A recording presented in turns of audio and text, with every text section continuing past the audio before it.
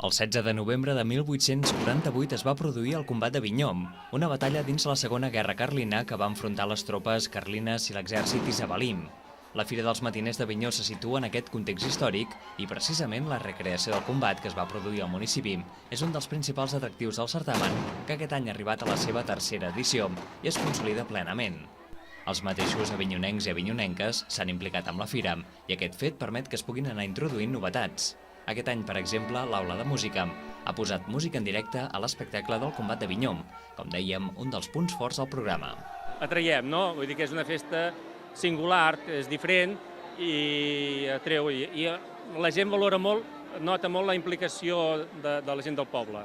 Jo parlant amb gent de fora que ve a veure i tal, és que es nota, no?, que la gent ho viu i que ho disfruta i això és un plus encara millor, que la gent valora molt.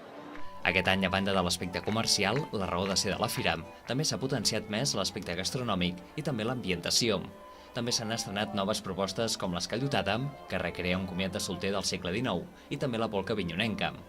Les 3 primeres edicions de la Fira dels Matiners s'han celebrat en diumenge, però davant la bona resposta del públic no es descarta que en els propers anys es pugui ampliar durant tot un cap de setmana. Sí, suposo que de mica en mica ja ho anirem fent, segur.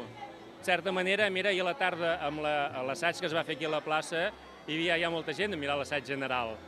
I el fi de festa que va haver-hi danses populars i tot això ja va ser un preludi d'un segon dia de fira.